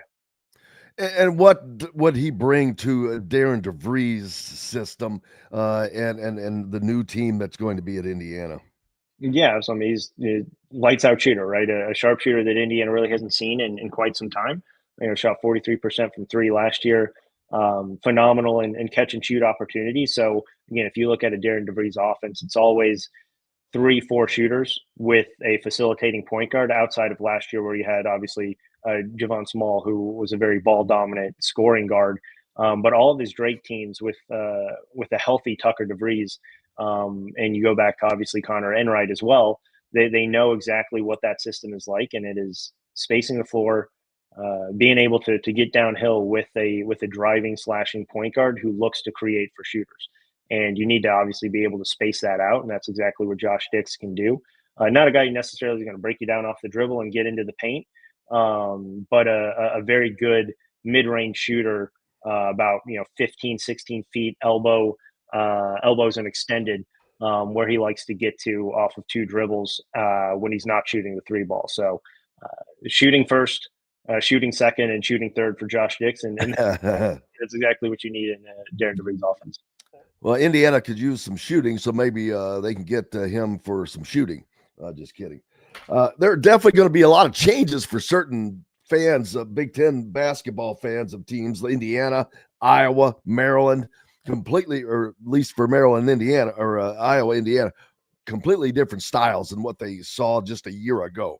Iowa's going to go from scoring 80 points a game to scoring 50 points a game, and Indiana is going to go from probably scoring 60 points a game to 70 to 80 points a game with a lot more perimeter play and a lot more perimeter shooting, something they have not seen since the Tom Crean era. Yeah, absolutely. I mean, it's going to be a vastly different group. I think a lot of that's still going to, really be determined at, who exactly finishes out this roster. We've seen Darren DeVries play, smaller. We've seen him play a little bit bigger on the perimeter. It's all dependent on who he's able to really secure. You look at still needing some backcourt help, obviously, specifically though, because Connor Enright's a very, very good distributor and very good facilitator, but he's not someone you can really rely on to score 15 points a game, 12 points a game. He's way more meant to be, if you get double digits from him scoring the ball, that's a good night. But he's going to be up there in 6, 7, 8, 9 assists a game. So that's where you need the depth at shooting. You need the depth as some ball handlers. But I think you're going to see probably a lot more guards and wings being committed to Indiana first, and then moving into the front court, because that's what this system is meant to be: very perimeter oriented and very guard dominant, with some hybrid forwards and then some athleticism in the front court, which again we've talked about is vastly different than the standstill paint touches that you've had with Omar Ballo or even Trace Jackson Davis, Malik Renew for the majority of his career. It's not going to be the same. It's going to be a lot more spacing on the floor and the ability to create those open looks from the perimeter. And speaking of the front court, who are some types of players that fans could expect to see? Not names per se, but the types of players. Yeah, I mean, guys who truly can step out and play on the perimeter. I mean, they're not necessarily a true forward. He plays a little bit more of a hybrid forward role, but Elijah Freeman visited Indiana this week on Tuesday, a guy who's getting looked at from Kentucky and Tennessee, most notably. Pretty quiet recruitment. He's from the Division II level, but absolutely lit up the Division II level scoring the ball last year. Is a guy that I would keep on your minds as Indiana fans. Guy who can shoot the three, shot 46%, but a very long, athletic guy who can play a few different spots there and potentially slide into the four, especially if you have a bigger, longer center as well. So the biggest thing with Indiana, and it looks like Jonathan Gavoni just put out that Josh Dix has committed to Creighton. So there's that you can cross that off your list. The one guy that obviously Indiana was really looking for. Again, Creighton was kind of that team that was the wild card for the majority of this recruitment. And like I just talked about, 10 minutes ago, right? The biggest thing with him was whether or not he wanted to play with Owen Freeman again. Obviously, that a lot of people put stuff out like that to try to stir up a little bit of drama, but it looks like that wins out in the end. Being close to home was I know very critical for him. But Indiana now obviously has to turn the page, go to a couple other potential options here, and let's remember there are still probably 50, 100, 200 players who are still going to enter the portal over the next 2 weeks, week and a half. So the options are going to be unlimited. And Indiana obviously has more space than just about anyone in the country to come play for. So this is by no means, Indiana fans are going to look at this and say, okay, you lost out on Ryan Conwell, you lost out on Josh Dix, two of the top players that you were going after, and already start to doubt some things. I don't think you need to look at it that way. You're not going to win every recruitment, and there's a lot of different ways that Indiana is going to be able to put together a very, very talented roster. Most of Darren DeVries' commitments didn't come till the end of April and beginning of May, middle of May last year with West Virginia. And you look at Kentucky's roster from last year, a lot of those guys in the quote unquote right transfer portal rankings were not even ranked in the top 50, even top 75, top 100. And you saw what he was able to do. So again, I think everyone gets a little bit too stirred up about rankings in general, but more specifically, kind of the big time sexy names. Whereas last year, Josh Dix was someone who was a good player, but not, one of the most highly sought after guards in the portal this offseason. So a lot is going to change, and there's going to be a heck of a lot more names that pop up here in the next 2 weeks. Oh, without question, because a lot of names are in the portal that people are not paying attention to, because there are so many names in the portal, and there are so many different ones to chase. We've seen so many examples of teams that Dusty May, for example, he didn't get his first recruit. They came in bunches, but it didn't come until after he had signed on to become the coach, and then it starts to happen. There's a lot going on that we don't know about, that people don't know about. A lot of conversations that are happening, agents that are having conversations. And where does Indiana turn next for their guard play, do you think? Who are some names that are popped up that look like would be a good fit? Yeah, I mean, it's going to be interesting. I think I don't want to say that Indiana was putting a lot of their eggs in the Conwell, Dix, Enright, DeVries basket, but they were. So it is a little bit of a hit to not land at least Josh Dix. I think Ryan Conwell was more of the outlier there. So I think you take a hard reset, and there's still probably more kind of wing front court players that are out there at this point than true ball dominant guards and shooters that Indiana has actually been in touch with. I think the all kind of full steam ahead goes to Elijah Freeman. This is a guy who again has taken an Indiana visit, hasn't necessarily been on a lot of other campuses up to this point. So it'll be interesting to see if he decides to wait until after this dead period ends on the 11th to make another visit. A couple sources told me that there potentially could be some other visits on the horizon, but as of now, Indiana was that final visit before the dead period hit yesterday.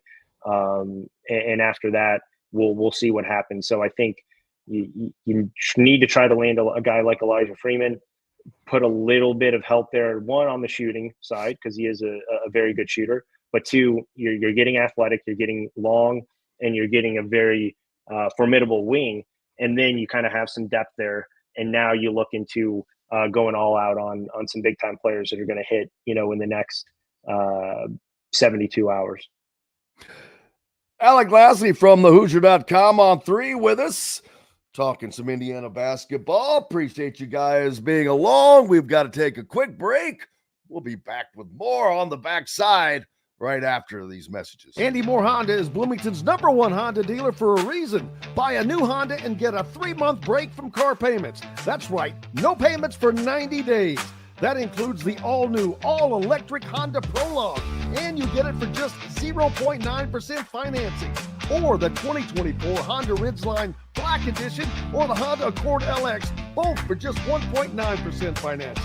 Get more to your door from AndyMooreHonda.com, Bloomington's #1 Honda dealer and your best place for new and used vehicles. Ugly Grouper, located on beautiful Anna Maria in Florida, is the place to be, and not just because they have unforgettable meals, including locally sourced seafood. The Ugly Grouper has your favorite craft beers and cocktails, along with live music every day. The Ugly Grouper is family-friendly, able to host private parties, and has the biggest grouper you've ever seen. The Ugly Grouper is the place to be on Anna Maria Island, Florida. Tell them Indiana Sports Beat sent you. Go to theuglygrouper.com for more information. When it comes to apparel and promotions, Freethink has you covered, literally, whether it's 24 or 200 shirts for sports leagues, businesses, or groups. Freethink Apparel and Promotions can also create your very own merchandising store. Freethink Apparel and Promotions did it for Indiana Sports Beat Radio, and they can do it for you. Whether it's screen printing, embroidery, digital printing, promotional products, vehicle wraps, or anything else under the promotional line. See what Freethink Apparel and Promotions can do for you at freethinkapparel.com. Located on 325 acres in beautiful Brown County, Indiana, Hard Truth Distilling Company is the biggest and the best craft distillery around. While Hard Truth is already known for producing internationally awarded whiskeys and spirits like Hard Truth's sour mash bourbons, sweet mash, and hard road ryes, as well as their cinnamon vodka and the always popular toasted coconut rum. Hard Truth Distillery offers so much more. With a full-service restaurant, ATV, and distillery tours, as well as live music, you can spend an entire day at Hard Truth Distillery while making your entire family or group happy. And that's the Hard Truth. Hard Truth products are available across Indiana, as well as many other states. So no matter where you shop, if they don't carry your favorite Hard Truth product, tell them you want the truth, the Hard Truth. Hard Truth Distilling Company encourages you to enjoy all of their products responsibly and to never drink and drive. Welcome back to the Hard Truth Distilling Company studios on this fantastic Friday, unless you're talking about the weather. That good weekend to stay inside, watch some Final Four games, man. No golf for you, Alec Lasley.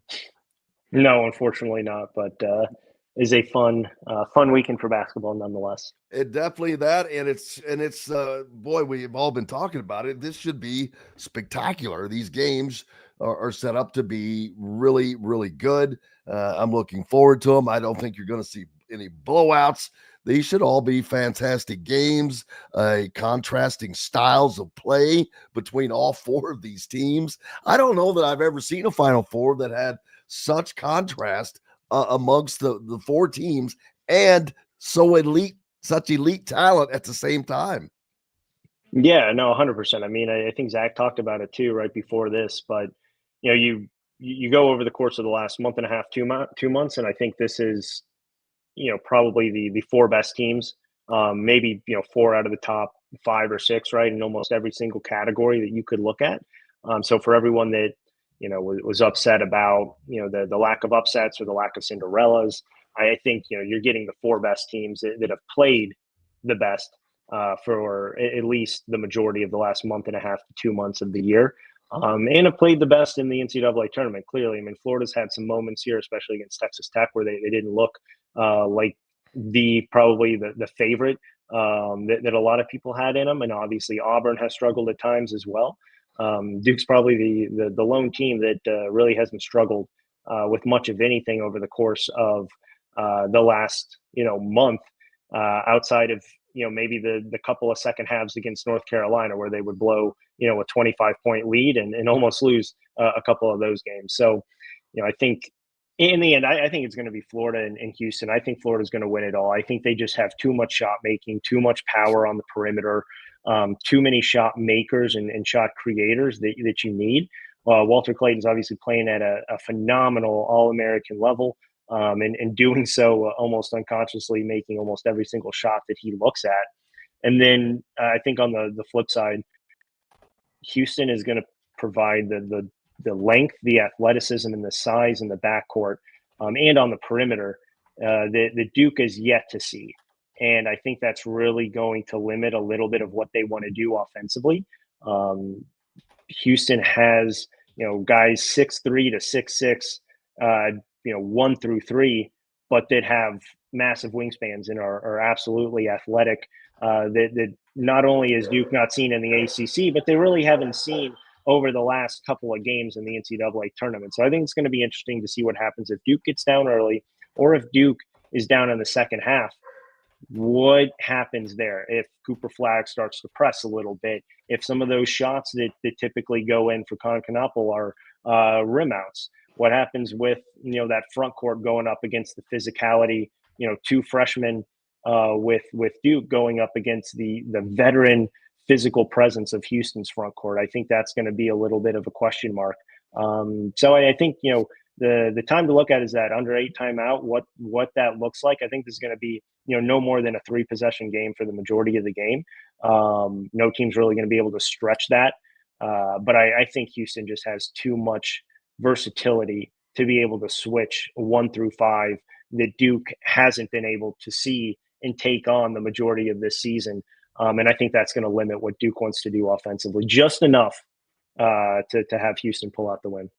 Wow. It'd be interesting to see that. I've had Florida pick to win it, but not that that would be a shock for them to win it or for Houston to win it, or either of the other two.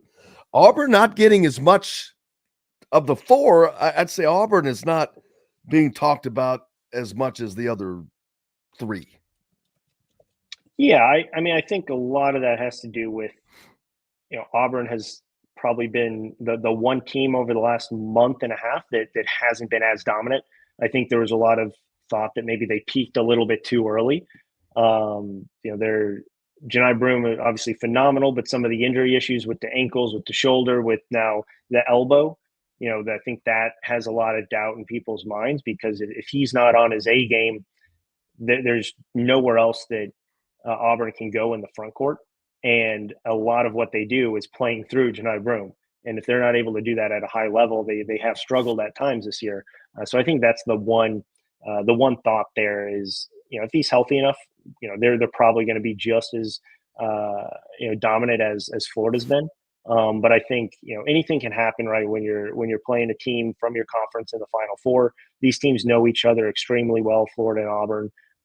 It's a fun matchup with the physical play that Auburn brings from the guard perspective, with the explosiveness that Florida brings from the guard perspective on the offensive end. I just think if you have multiple shooters, it's very difficult to guard that, no matter how good your defense is. And I don't care the amount of people that say defense wins championships. It doesn't. Offense always wins out, in my opinion. There's a reason why Houston always makes it to a certain point, but then doesn't make it and be the last team standing, because they have struggled a little bit offensively over the course of the last couple of years, in terms of shot making ability, not in terms of scoring, just shot making. And if you have shot makers, that's what leads you to victory. And so I think that's the one thing that, outside of probably Pettiford for Auburn, they just don't have the depth at the shot making ability that Florida does. Indiana players, Malik Renew, while he wound up at Miami, he is the only one right now that I've seen find a landing spot. Is that right? Say that for the former players, former IU players. Ja'Kai Newton just actually announced that he was going to Georgia State in the last minute. So there's another one. And that tells you something right there. Their landing spots kind of give you an idea. And I was also going to say, you haven't really heard of Kanan Carlisle being in demand, even Miles Rice, who had a great freshman season and a okay season last year, playing in the team that he was playing, or in the style that he was playing in, but I haven't heard a lot of their names popping up much. Yeah, and that's because of the seasons that they had last year, right? I mean, that's recency bias, or whatever truth you want to put to that. That's exactly what it is. And They're going to take a unfortunately, pay cut. yeah, and I think I saw a lot of local teams looking at Kanan Carlisle down in the Atlanta area. I think Georgia was looking, Georgia Tech were some of the reported ones. I know Georgia State as well. So I think George Mason. So you're going to get a lot of more mid majors probably for these guys. And let's be honest, it probably would be best if a guy like Kanan Carlisle goes to a mid major, lights it up, gets a little confidence back in him, and then I don't think anyone would be shocked to see any of these guys back in the portal the year after getting a little bit of confidence, taking a step back, and then going back to a higher level program. Yeah, I mean, we've seen that with Caleb Banks, who went to Tulane. I don't know, has he found a landing spot from Tulane yet?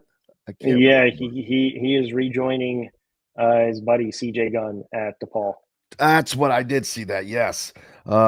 So not really much of a step up from Tulane to DePaul. I wouldn't imagine. Yeah, I mean, obviously you get the Big East pull, Chris Holtman, and everything money, because that reminds me of Kevin Willard's move to Villanova. All these Big East teams, they don't have football programs. Rev share, baby. That means they're going to get the Lions' share of the rev share. Yeah, no, absolutely. And I mean, money talks, but again, the 1 year kind of commitments talk a little bit more. So again, I would not be surprised to see a lot of guys, not just Indiana guys, but just a lot of guys in general, right? A lot of these commitments are 1 year commitments for both the coaches and the players. So it is by no means, when you get a commitment, even from the high school level, a multi-year commitment anymore. Like it used to be. The transfer portal has obviously taken over everything in college athletics, but specifically college basketball. And I think obviously finding a way to bring back down a little bit of that NIL and make it way more regulated is the only way to limit some of that. I don't think the transfer portal has ruined college athletics. I think it's the way NIL is has gone about has ruined a little bit of it and made the transfer portal a lot more of what it is now than what it was meant to be. So I think it starts with NIL and then you move into probably limiting a little bit of the transfer portal nuances that come with. Last thing, what can Indiana fans expect to hear next?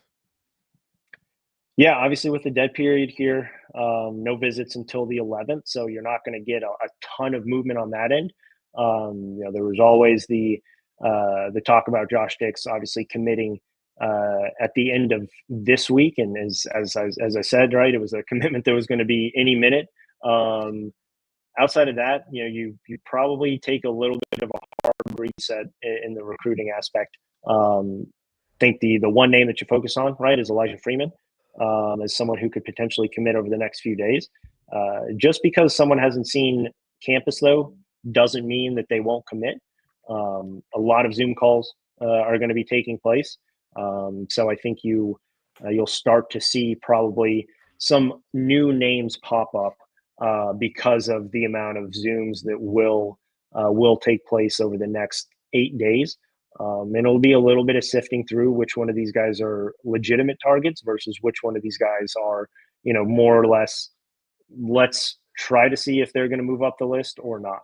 And I think you'll have a lot better understanding of what this roster could look like come April 11th than obviously what it is right now. Looking forward to it, brother. Thank you. I hope you have a great weekend, not having to be too busy with keeping up with things at thehoosier.com and on 3. I appreciate it, Jim. Have a good one. And make sure you go there. They've got a special, $1 for the first month, 50% off for the entire year. Man, big thanks to everybody for joining us on the program today and all week. especially each and every one of you. Without you, we can't do this. So happy to be here for you and look forward to being back on Monday, catching up with everything that goes on over the weekend. The Final Four teams, the championship will be set. And we'll see if there's anything new with Indiana basketball and Indiana football then. I hope you guys go out, have a safe weekend, stay out of the weather. Until Monday, I am Jim Coyle. I will see you on the radio. Thanks for listening to Indiana Sports Beat Radio. Be sure to subscribe to our YouTube page for more clips and team coverage of Indiana basketball, football, and more. You can also find full episodes and tons of other content on thehoosier.com. We'll see you next time for another edition of Indiana Sports Beat Radio.